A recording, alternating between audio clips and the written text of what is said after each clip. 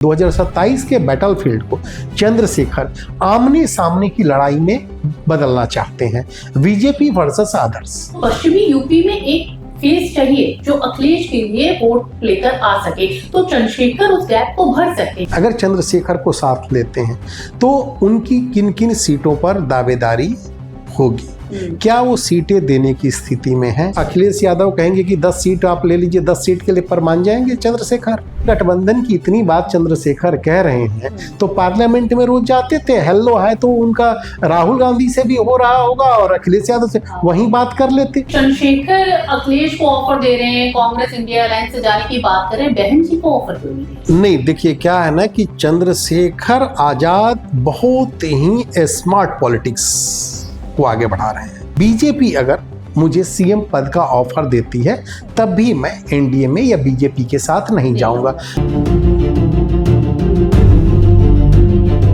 नमस्कार, मैं हूं बीना पांडे और आप मेरे साथ देख रहे हैं यूपी टॉक। आजकल यूपी में गठबंधन की सियासत जोरों पर है।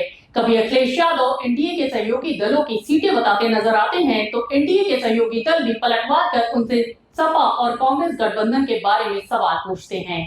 इन सभी सियासी चर्चाओं के बीच चंद्रशेखर आजाद ने एक बड़ा बयान दिया है। चंद्रशेखर आजाद ने कहा, अगर बीजेपी को हराना है तो आइए साथ मिलकर चुनाव लड़ते हैं। उन्होंने कहा, बीजेपी को हराने के लिए एक बड़े गठबंधन की जरूरत है। अब यूपी की सियासत में ये चर्चा बहुत तेज हो गई है। क्या चंद्रशेखर इंडिया गठबंधन का हिस्सा बनेंगे? क्या अखिलेश यादव उन्हें इंडिया गठबंधन में लेंगे? चंद्रशेखर के आने के बाद से इंडिया गठबंधन का समीकरण कितना बदलेगा? दलित वोटों की राजनीति पर कितना असर पड़ेगा? पश्चिमी यूपी की सियासत कैसे बदलेगी? इन सारे सवालों पे बात करने के लिए आज हमारे साथ मौजूद है विजय शंकर जी। धन्यवाद। चंद्रशेखर के इस बयान को आप कैसे देखते हैं? आने वाले यूपी विधानसभा चुनाव कुछ ही दिन बाकी हैं, उसके बीच में ये गठबंधन का नया ऑफर गठबंधन के समीकरण को कैसे बदलेगा? देखिए बीना जी, जो आपने अभी जो बात कही, जो अपने शुरुआती दौर में जो आपने बताया कि किस तरह से जो चंद्रशेखर ने अभी हाल में गठबंधन को लेकर के ऐलान किया है कि एक बीजेपी को हराने के लिए एक बड़े गठबंधन की जरूरत उन्होंने जताई है। अब इसको थोड़ा विस्तार से इसके बारे में जानते हैं। अभी हाल ही में उन्होंने एक इंटरव्यू दिया। उस इंटरव्यू में उन्होंने 2-3 बातें खास तौर से कही। पहली बात ये कही कि बीजेपी अगर मुझे सीएम पद का ऑफर देती है तब भी मैं एनडीए में या बीजेपी के साथ नहीं जाऊंगा। मतलब इसका मतलब ये हुआ कि चंद्रशेखर की एक लकीर खींची हुई है कि किसी भी कीमत पर बीजेपी के साथ नहीं जाना है। दूसरी बात उन्होंने कहा कि बीजेपी को हराने के लिए उससे बड़े गठबंधन की जरूरत है। उससे बड़े गठबंधन की जरूरत है मतलब बीजेपी के गठबंधन में अभी भी आप देखिए आज की तारीख में आरएलडी है उत्तर प्रदेश में, सुभाषपा है, आशीष पटेल की पार्टी, अनुप्रिया पटेल यहाँ मंत्री भी हैं, फिर आप संजय निषाद हैं। तो ये जो छोटे छोटे एक बड़ा गठबंधन है, मजबूत गठबंधन की स्थिति में इसमें बीजेपी है। दूसरी तरफ अगर आप देखें तो अभी जितनी जो तस्वीर दिखाई दे रही है उसमें एक और अखिलेश यादव है और दूसरी ओर ऐसा लग रहा है कि कांग्रेस भी साथ आएगी। तो अभी समाजवादी पार्टी और कांग्रेस का गठबंधन एक तरह से आगे बढ़ता दिख रहा है। लेकिन उसके अलावा जो ओपन प्लेयर्स हैं, जैसे मायावती जी कह रही हैं कि वो 403 सीटों पर अपने उम्मीदवार उतारेंगी। चंद्रशेखर भी कह रहे हैं कि अगर गठबंधन नहीं बना तो 403 सीटों पर उम्मीदवार उतारेंगे। इसी तरह असदुद्दीन ओवैसी भी कह रहे हैं कि वो अगर उनको नहीं मतलब उस तक कहीं गठबंधन हुआ तो भी करीब 200 सीटों पर ऐसा माना जा रहा है कि उम्मीदवार उतारने की तैयारी कर रहे हैं। लेकिन चंद्रशेखर ये अच्छी तरह समझ रहे हैं कि जब वोट कटेगा, आपस में ही वोट कटेगा, तो उसका नुकसान किसे ज्यादा होगा। तो आमने सामने बेसिकली यूपी के बैटलफील्ड को 2027 के बैटलफील्ड को चंद्रशेखर आमने सामने की लड़ाई में बदलना चाहते हैं, बीजेपी वर्सेस अदर्स। और दूसरी ओर जो अभी जो तस्वीर दिख रही है बीजेपी के विपक्ष में जो पार्टियां खड़ी हैं वो उसमें एक के वोट में दूसरा दावेदार दिख रहा है। इस तस्वीर को बदलना चाह रहे हैं। संभवतः आज की तारीख में अगर देखा जाए तो चंद्रशेखर कहते हैं ना कि जिस फिलॉसफी के सहारे वो आगे बढ़ रहे हैं, जिसमें चल रहे हैं, कांसी राम, उनकी पार्टी के नाम में भी कांसी राम लगा, आजाद समाज पार्टी कांसी राम। तो कांसी राम जी की थियरी क्या थी? पहला चुनाव हारने के लिए लड़ो, दूसरा हराने के लिए लड़ो, और तीसरा जीतने के लिए लड़ो। तो अब चंद्रशेखर इस चुनाव में जिस स्ट्रेटेजी के साथ आ रहे हैं, जिन मुद्दों के साथ आ रहे हैं, उसमें ये देखना है कि वो हराने के लिए आ रहे हैं या सरकार बनाने के लिए आ रहे हैं। क्योंकि जो जो जो जो इनकी पार्टी के जो नेता हैं, जो जो जो चंद्रशेखर के बाद की लाइन है उनकी पार्टी में, उनका भीतर खाने उनका कहना है कि इस बार जो भी लखनऊ में सरकार बनेगी, जो भी होगी, उसमें आजाद समाज पार्टी कांसी राम की बड़ी भूमिका होगी। अब ये भूमिका किस तरह बड़ी होगी? गठबंधन में लड़ते हुए बड़ी होगी या अकेले लड़के भी उस दम पर वो कॉन्फिडेंट हैं कि 15 सीट, 20 सीट, 25 सीट, 30 सीट जीत लेंगे? तो कहीं ना कहीं नेता जो होता है, पब्लिक में कहता कुछ है, लेकिन उसको अपनी राजनीतिक जमीन का अंदाजा होता है कि कितना है। जिस तरह से उन्होंने अभी 45 सीटों पर अपने उम्मीदवार दिए हैं, प्रभारी नियुक्त किए हैं, इससे एक बात तय है कि मैंने ऐसा लगता है कि जो शुरुआती दौर में उन्होंने जो 45 प्रभारी नियुक्त किए हैं, वहाँ वो कुछ हद तक कॉन्फिडेंट है, और कॉन्फिडेंट है तभी वो अभी से तैयारी में लग गए हैं वहां पे।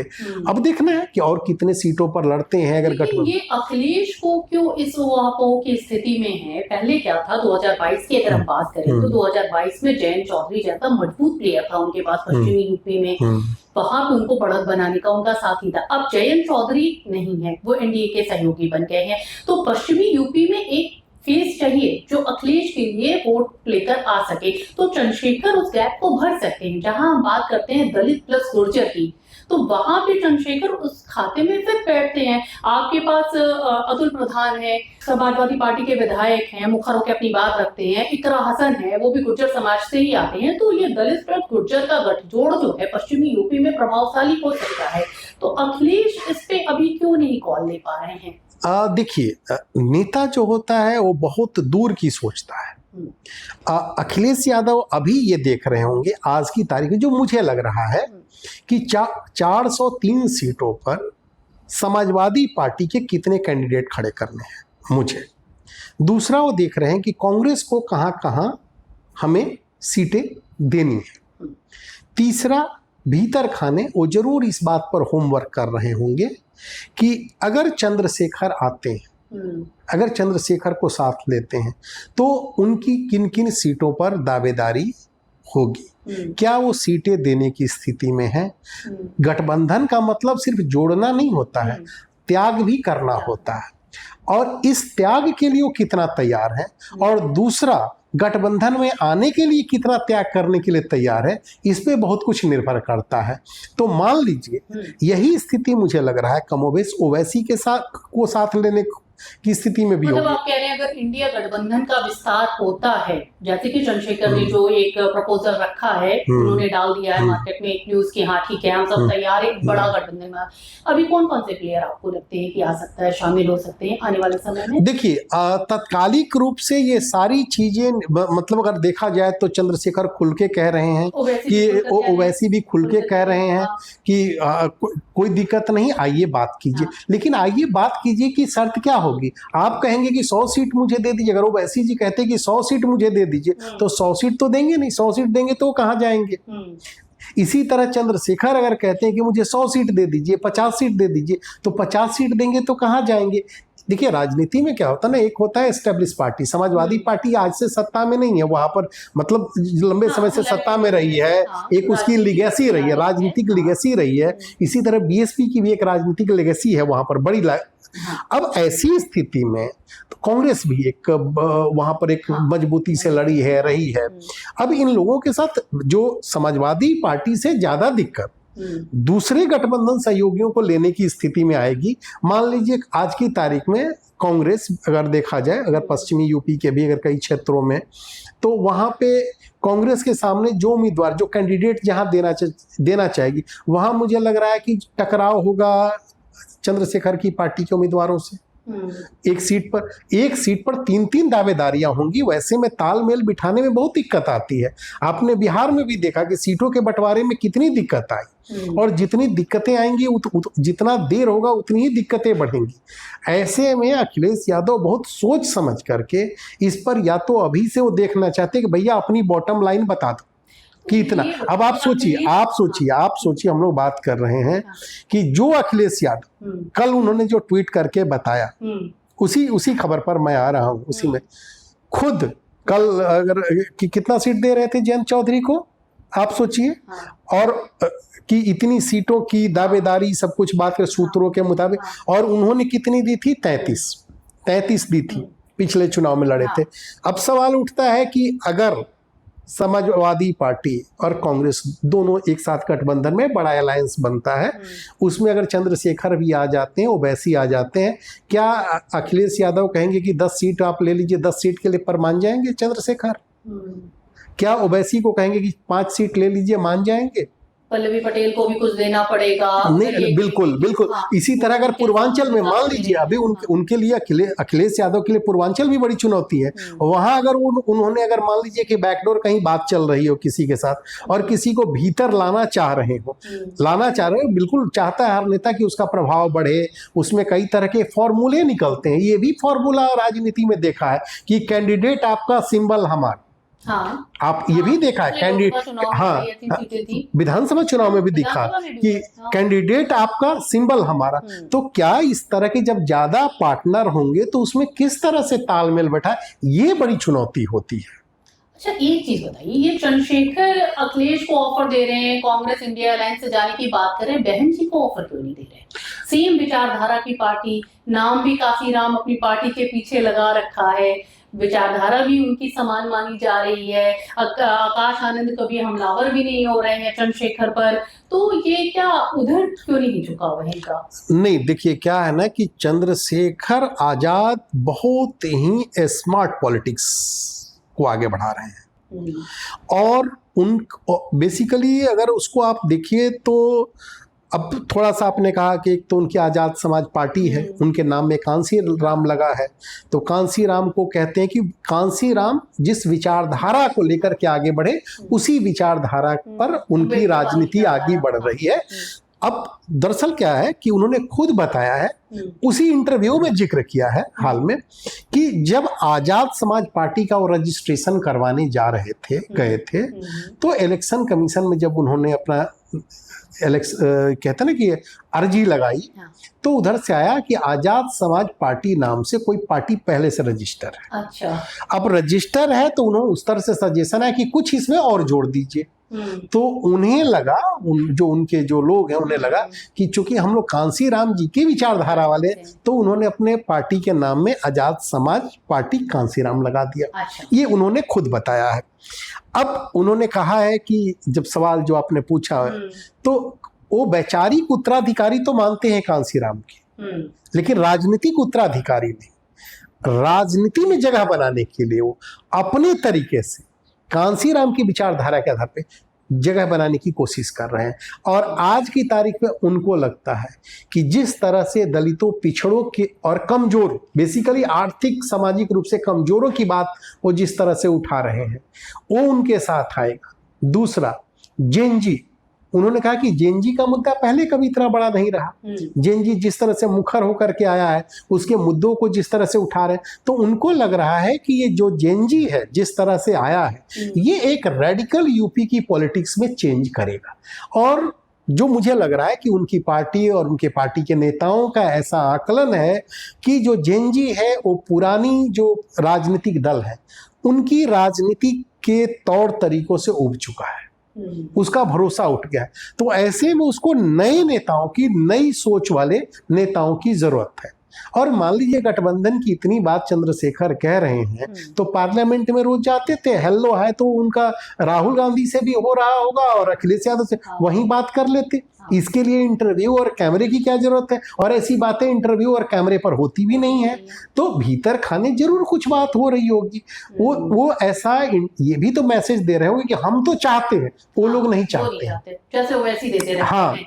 हम चाहते, हम गठबंधन में आना चाहते, लेकिन वो लोग नहीं चाहते, इनके पीडीए को मजबूत करना चाहते हैं, लेकिन यही नहीं बस। कर रहे हैं। तो ये जो राजनीति में जो खेल होता है ना, ये बहुत ही स्मार्टली मुझे लग रहा है कि चंद्रशेखर भी खेल रहे हैं और ओवैसी भी खेल रहे हैं। अगर ओवैसी की बात किया जाए मान लीजिए, तो ओवैसी आज की तारीख में क्या है, ओवैसी खुद परेशान चल रहे हैं। उनकी यूपी यूनिट में ही कहते हैं ना कि खटपट हो रही है। जो उनके असीम बखार जो राष्ट्रीय प्रवक्ता हैं और जो उनके प्रदेश अध्यक्ष हैं शौकत अली, उनके बीच की तनातनी सामने आ चुकी है, किन मुद्दों पर पता है।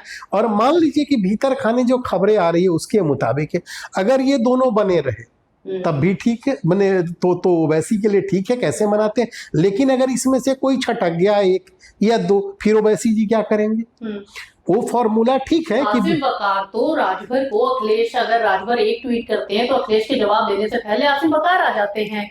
वो बताते हैं कि आपने इस पे सवाल उठाया, आपने इस पे सवाल उठाया, 12 घंटे हो गए आपने जवाब नहीं दिया। तो आप सोचिए कि इसका मतलब क्या है। इसी तरह शौकत अली है, हो सकता है कहते हैं ना कि राजनीति में दो धाराएं, पता चला कोई इस घाट गया कोई उस घाट गया, कोई वक्त तो लगता नहीं है समय। और तो फिर उनके पास क्या बच जाएगा, दो इनके बड़े चेहरे हैं, बड़े नेता हैं। और ओवैसी जी जो बिहार में जिस फॉर्मूले के सहारे उतरे, अगर उसी फॉर्मूले के सहारे उत्तर प्रदेश में उतरते हैं, फॉर्मूला मतलब कि जो मजबूत और जिताऊ उम्मीदवार है, मान लीजिए कि कोई समाजवादी पार्टी से किसी को टिकट नहीं मिला और वैसे बागी को दे दिए जिसका अपना 20,000 25,000 30,000 या 50,000 वोट है, तो वो तो जरूर कुछ ना कुछ इम्पैक्ट डालेगा, वो डालेगा, क्योंकि उस कैंडिडेट का अपना वोट है। और पिछले बार भी देखा गया कि कई बने, अगर पिछला जो उनका जो विधानसभा चुनाव था उसमें हमको लगता है कि 0.5% से भी कम वोट आए थे इनकी पार्टी को। उम्मीदवार भी अच्छे खासे खड़े किए थे। अगर लेकिन उनको फायदा भले ही नहीं हुआ हो एक सीट का, लेकिन कुछ सीटें जिस पर जो मैं देख रहा था उसमें डेंट किया था समाजवादी पार्टी का को। अब देखिए बिजनौर सीट पर समाजवादी पार्टी का वो जो उम्मीदवार था वो 1475 वोट से हारा और AIMIM का जो उम्मीदवार था उसको 2290 वोट मिले। इसी तरह एक नकुट विधानसभा है सीट है सहारनपुर की, 315 वोट से समाजवादी पार्टी का उम्मीदवार हारा और वहां पर AIMIM का जो उम्मीदवार था उसको 3500 से ज्यादा वोट मिले थे। इसी तरह शाहगंज एक विधानसभा सीट है, वहां पर 719 वोट से समाजवादी पार्टी का उम्मीदवार हारा और AIMIM के उम्मीदवार को 2500 से ज्यादा वोट मिले। मैंने इस तरह से कई विधानसभा सीटें थी। तो अब जीतते भले ना हो, लेकिन हराने की पूरा पहुंचाते हैं। हाँ, लेकिन जीते, बिहार में जीते भी और धीरे धीरे उनके दायरे का विस्तार हो रहा है। ऐसी दलील भी दे रहे हैं कि ओवैसी जी खुद अपने हैदराबाद में कितनी सीटों पर लड़ते हैं, जो यूपी में 200 सीटों पर लड़ने की बात कर रहे हैं। तो राजनीति में भी बहुत कुछ कहा जाएगा, सुना जाएगा। अब हम लोग ये अभी गठबंधन की बात करें तो एक और चर्चा कर लेते हैं।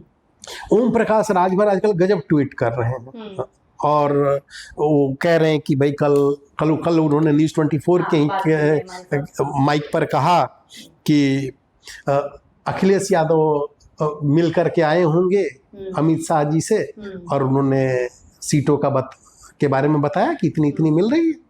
बेसिकली तंज था। लेकिन आप देखिए जब हमारे रिपोर्टर ने जब उनसे सवाल किया कि आप कितनी सीटों पर दावेदारी, बोले दावेदारी में कुछ नहीं है, लेकिन हम लोग जितनी सीटों पर चाहते हैं, जो जहां हमारी तैयारी है उसका जिक्र करते हैं, उसकी लिस्ट देते हैं। तो बहुत कुरेदने के बाद उन्होंने क्या कहा, 33 सीटों पर उन्होंने 33 सीटों की लिस्ट दी है, मतलब 33 पर दावेदारी किया है। तो जो अखिलेश यादव की लिस्ट थी वो भी क्लोजर टू रियलिटी है। वो तो बढ़ती घटती बढ़ती रहती है। तो आप सोचिए कि राजनीति कैसे चलती है भीतर खाने। उन्होंने भी अखिलेश यादव कोई छोटे बड़े हल्के तो खिलाड़ी है नहीं राजनीति के, मुलायम सिंह के बेटे हैं जो चरखा दांव के लिए मशहूर थे। मुलायम सिंह की राजनीति को भी समझना सबके लिए बहुत मुश्किल था। अब वहां पे उन्होंने अगर वो ट्वीट किया तो कुछ सोच समझ के किया, बहुत सोच समझ के किया था। और उसका इम्पैक्ट भी देखिए कि धीरे धीरे जिस तरह से संजय निषाद की नाराजगी भी एक तरह से नाराजगी सामने आने लगी है। कह रहे हैं कि मंत्री पदवी छोड़ देंगे। ओम प्रकाश राजभर वो कह रहे हैं कि नहीं हम तो हैं एनडीए के साथ ही रहेंगे। ये बताया 33 सीटों की लिस्ट दी है। तो कहीं ना कहीं भीतर खाने सीटों की दावेदारी को लेकर के, गठबंधन के स्क्रिप्ट को लेकर के बेहतर ये गुणा भाग चालू है। तो चंद्रशेखर आजाद ने अपनी ओर से पत्ते खोल दिए हैं, खुला ऑफर दे दिया है। अब ये देखना है अखिलेश यादव को, राहुल गांधी को, इंडिया गठबंधन को कि वो उस पर क्या फैसला लेती है। देखते हैं आने वाली यूपी की राजनीति में क्या होने वाला है।